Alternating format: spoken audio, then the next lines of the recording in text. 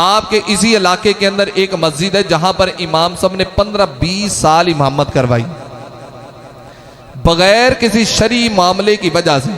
सिर्फ एक चौधरी साहब का अना का मसला बना, उन्होंने इमाम साहब को फारिग कर दिया।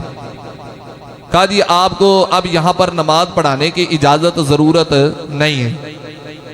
मैं एक बात ये कहना चाहता हूं यार, जिस बंदे ने अपनी जवानी के लम्हात दिए, जिसने 15-20 साल एक मस्जिद को दे दिए और 15-20 साल वो जवानी के लम्हे जिसमें वो जज्बे के साथ, जुनून के साथ, हिम्मत के साथ, ताकत के साथ वो दीन का काम करता रहा और बगैर किसी शरई वजह से आपने उसको मस्जिद से निकाला, उसकी जिंदगी को बर्बाद किया। कल क्यामत वाले दिन जब वो आलिम, वो दीन का वारिस जब तुम्हारा गिलेबान पकड़ेगा और जब करीम नबी तुम्हें फरमाएंगे कि बताओ किस वजह से इसकी जिंदगी को बर्बाद किया, फिर उस वक्त क्या जवाब दोगे?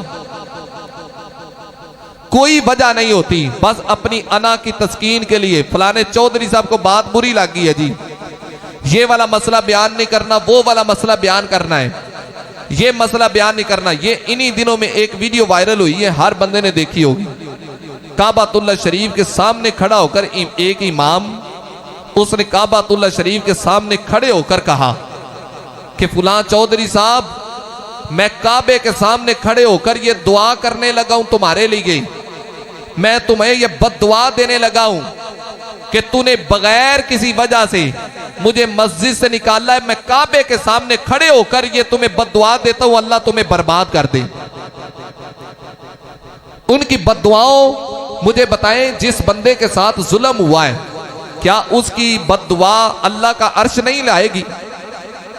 बगैर किसी वजह के, बगैर किसी शरई वजह से इमामों पर इस वक्त मसाजिद के अंदर जुल्म हो रहा है, ज्यादती हो रही। या तो पहले नाअहल लोगों को लेकर आते हैं कि जो पहले सही तरीके के साथ शरीयत के मसले बताते ही नहीं, और अगर कोई अहल आ जाता है उसका हक नहीं अदा किया जाता। मस्जिद के कई मसाजिद के अंदर मस्जिद की इंतजामिया बाकायदा फिरौन बनकर बैठे हुए हैं और जुल्म कर रहे हैं और ज्यादतियां कर रहे हैं। और फिर देखें मेरे करीम नबी का ये फरमान, अल्लाह के महबूब की ये हदीस अपने ज़हन के अंदर बिठाइएगा, कभी ना भूलिएगा।